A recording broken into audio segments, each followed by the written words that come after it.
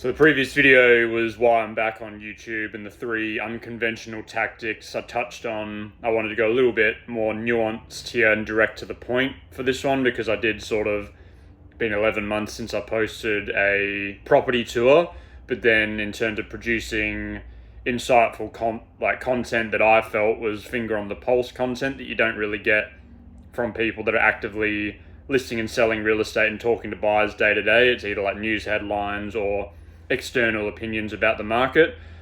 I haven't been posting that over 12 months, so I wanted to address why I was back there, but then equally say in those past 12 months why I did 13 to 27 deals in terms of families that I've helped or investors that I've helped move onto a new home or essentially sell their property, right?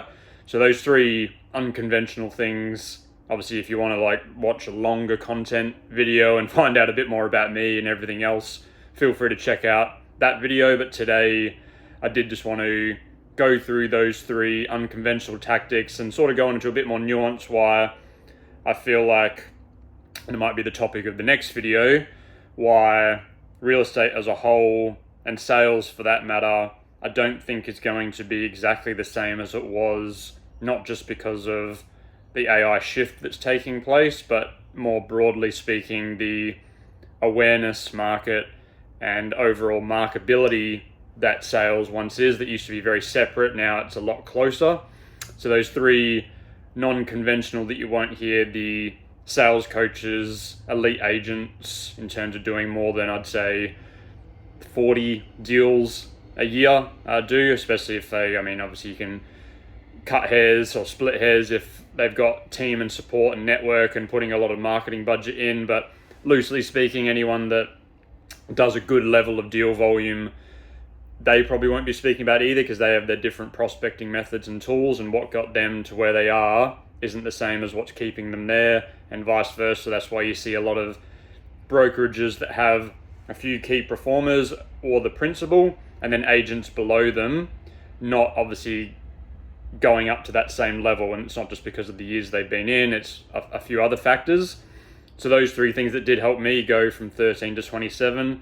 The biggest one that I think no one talks about, that is actually a real big shift, is once you've got the families that you've helped and that awareness in the market, and that does naturally take, I'd say at least, it can be done as simple as 1, there's a strategy around that, but at least 10 in a core area that you're working in, families that you've helped sell their property for, is staying in touch with those past clients, is what I'll refer to it as for the purpose of this, and utilizing that connection either through what they're involved with in terms of extracurricular activities, stuff like that, and finding out a little bit more about their lifestyle if it pertains, getting closer to settlement, etc., reasons to stay in touch with. It's not just solely real estate.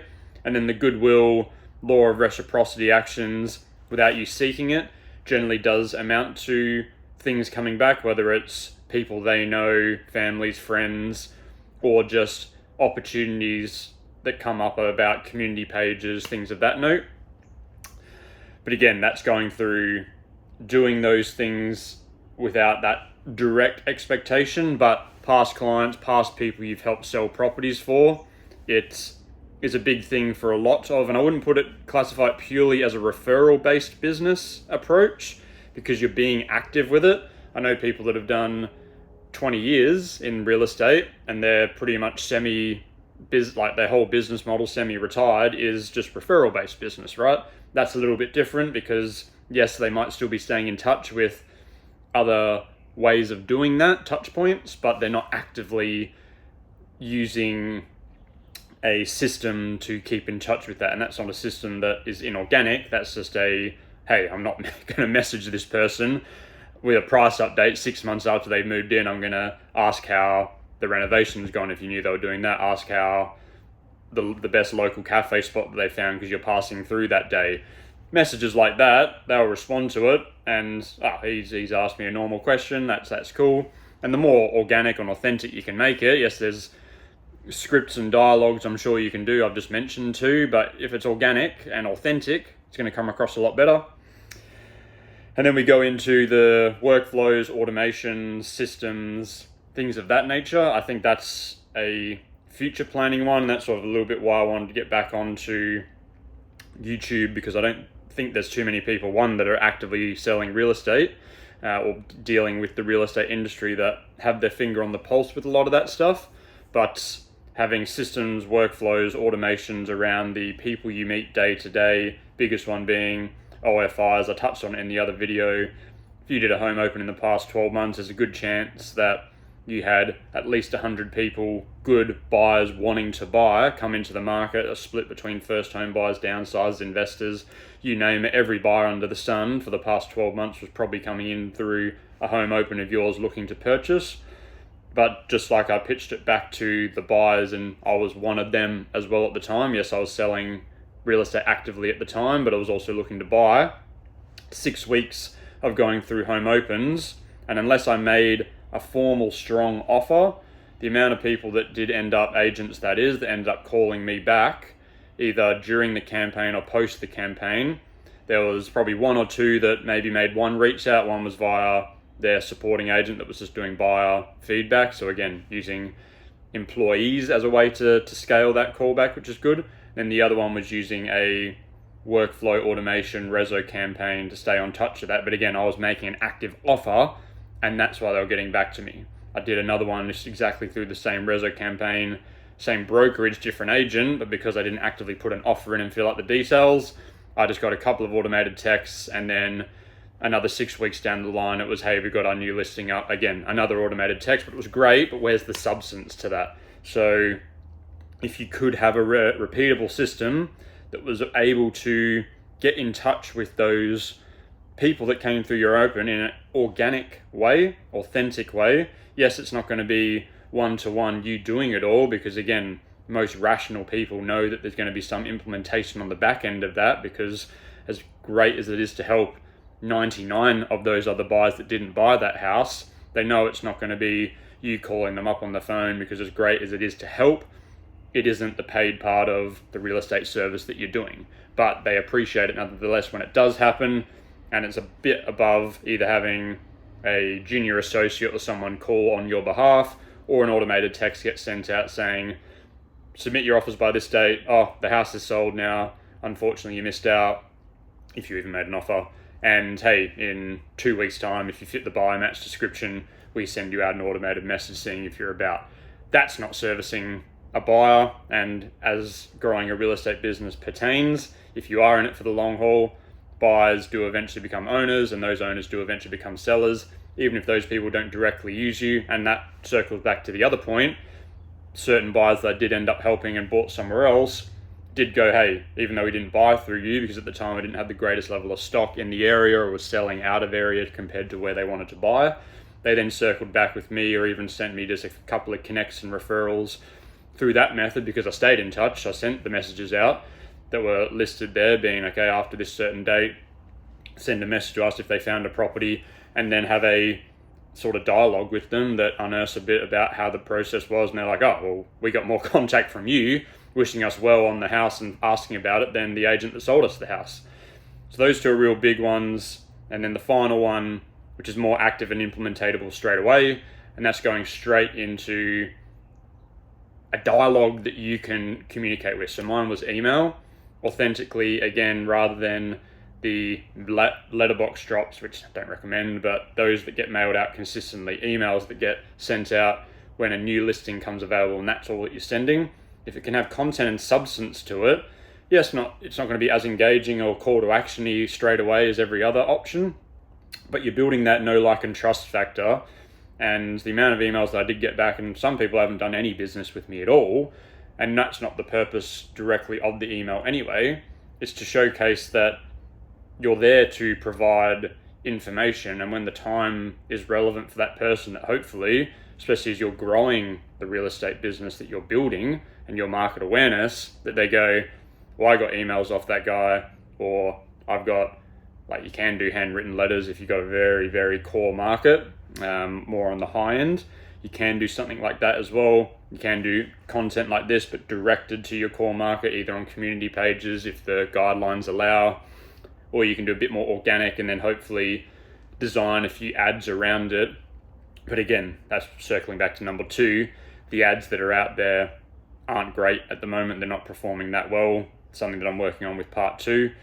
But those are the big 3 things that I don't see any sales coaches, elite agents that are doing good numbers, or anyone that is just in sales in general trying to like help out real estate sales directly are unearthing. So 3 implementatable things you can do straight from this video if you're watching and you are in real estate and you're sitting between that 0. Welcome if you're very new to real estate. All the best. It's a great career if you can stick through the hard part, up until I'd say about 15 to 20 deals, certainly before you're looking at onboarding any VA or junior associate or anything like that. If you're in that ballpark figure of deal flow, the difference an extra few deals a month, let alone a quarter, can make to your business is magnified. So immediately, one would be just choosing a form of content delivery that you have with all the people you know that you can start implementing straight away. I loved email because I was an email copywriter before getting into real estate sales. So weekly Friday for me, the people that already had an email contact that I was aware of, I was sending them out a weekly Friday email with content around the market, not asking for much in return. Maybe 1 to 2 times every 12 weeks, I'd have a call to action about either booking an appraisal or finding out a price update if they so choose. But it wasn't the core part of that message either. It was stuff relevant to the marketplace at the time and the area at the time. That's an easy one to implement straight away. Definitely write your own content though. Do not generate AI slop.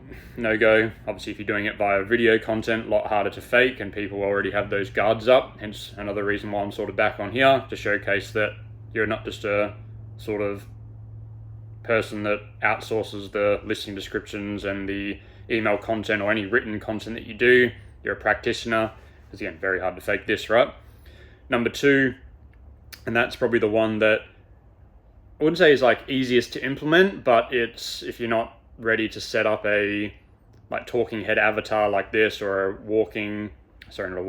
email copywriting email list or anything like that, is everyone that you've sold to in the past, pretty much ever, but everyone that you've sold to, have a reason to get back in touch with them that isn't purely about, do you want a price update? Do you want a awareness thing? They're great and they do serve a purpose. I'm not saying never ask those questions for particular people, but it shouldn't make up your core reach out to past clients. Because if you treat it more as okay, I helped this family do this, that's the reason you're reaching out.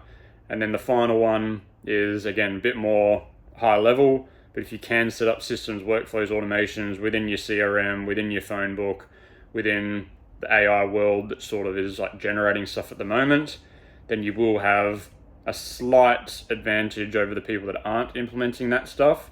And if you're staying top of mind with those people that have either bought, come through your open, weren't an active seller client of yours or an active buyer client of yours, in terms of they were the end buyer of the property you sold them, there's a lot of people out there that would appreciate some form of contact that isn't, hey, I know you missed out on this house, here's my next listing.